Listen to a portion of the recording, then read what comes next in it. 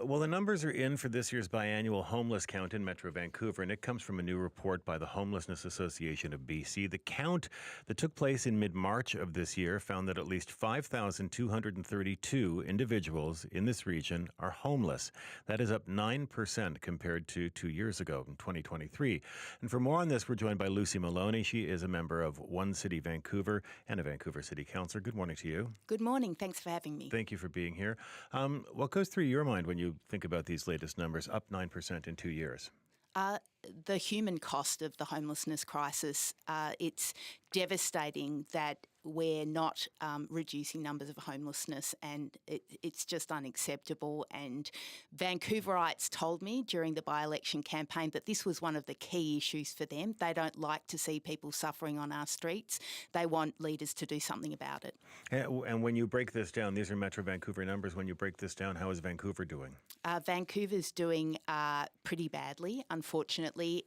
The raw numbers show that I think that 295 of the 411 additional homeless people counted are in the city of Vancouver. So although some of the percentage increases in other municipalities look alarming, they're coming from a lower base than we are. And what is your assessment of how Vancouver City Council has done? You're a relatively new councillor, obviously, but how council has done in trying to combat homelessness? It's hugely disappointing to me to see the ABC majority on council voting against opportunities that we have to improve the situation. ABC voted against last week extending leases on temporary modular housing units. They've voted against extending Broadway tenant protections across the entire city, all the while declaring housing as a human right. But it's more than just words, it's action. And so what kind of action are you proposing then? I mean, obviously you would have liked to seen them vote differently on the two items that you mentioned. How in jeopardy is temporary modular housing, the kind of housing that we see that does house people who are in some cases hard to house or people who have a hard time finding housing? Well, one of the places we did have temporary modular housing on Cambie Street is now an empty car park with no development in sight. But that's just one of the issues that are contributing to homelessness. We've seen... So you're talking about the one kitty corner here in Larwell Park? The one, on near, that one. Where the site of the Vancouver Art Gallery is going to be. Others are in danger, but... Ken Sim and ABC also voted to pause net new supportive housing approvals, and that is one of the worst decisions that was made. That was obviously during the by-election campaign, because we need to have supportive housing projects in the pipeline so that we continue to get homeless people indoors. And was that citywide or was that just in the downtown east side? That was citywide, but there were some exceptions carved out, which was actually pretty cynical because they carved out exemptions for more sympathetic groups. We also saw the housing project at 8th and Arbutus that was paused due to a problem with the legal proceedings, but Ken Sim came out immediately saying that he was giving up on pursuing that and he didn't think that a supportive housing project was suitable for that area. And my question is, what area is suitable for supportive housing? A lot of people agreed with him, though. A lot of people agreed with him, but a lot of people also agreed that it's a desperate situation and that we can see from the data that's been released that the homelessness crisis is increasing. So we have to do something about it. You are critical of the mayor's approach and the approach of this council, but homelessness in Metro Vancouver has increased under every single administration for literally the past 20 years. The numbers since 2005 show that it has grown every year over that 2 decades. What would you do differently? Well, I would make sure that we're increasing the housing supply because the homelessness crisis correlates really closely with the cost of housing, and we know that supply contributes to downward pressure on the cost of housing.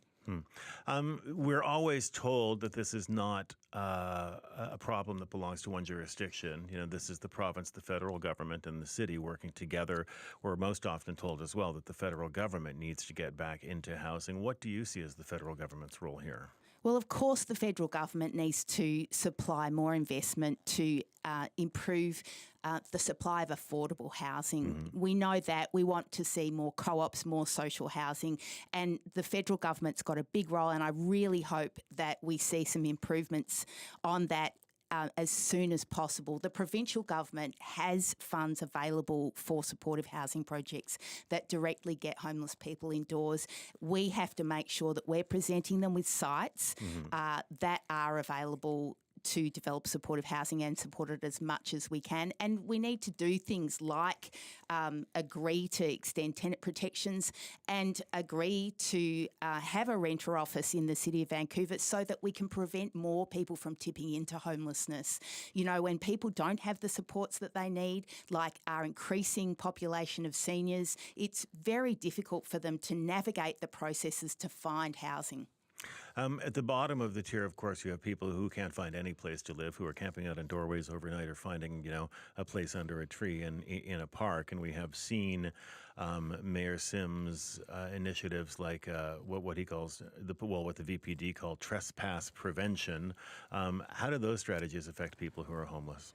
Well, I suppose putting myself in the shoes of homeless people, it's very difficult when you have no place that you're welcome. I mean, it must be a terrible feeling to be moved on from everywhere all the time, have your belongings taken.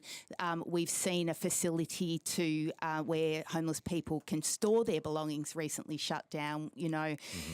We're just making everything as hard as possible when we could be providing more public toilets, we could be providing day shelters, we could be providing places where homeless people can store their belongings, and we could be reversing the pause on supportive housing approvals.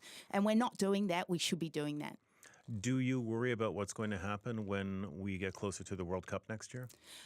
Yeah, well, the past has been an indicator that there is a lot of pressure put on homeless people when we have visitors in town. And I and others are going to be keeping an eye on that and hoping that a humane solution is provided and that we don't have people who are homeless suffering even more. And would you... actually, here's a question for you. The city hired a new general manager yesterday. Wanted to ask you about that. Yeah, well, look, I'm looking forward to meeting our new general manager.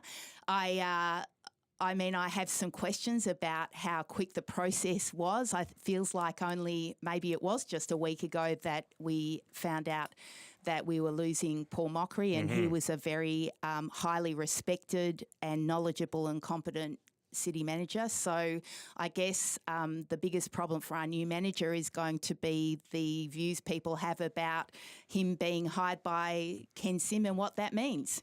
All right. We'll leave it there for now. Thank you, councillor. Appreciate it. It's a pleasure. Thank you. That is Lucy Malone, and she's with us in studio today. She's a Vancouver City Councillor.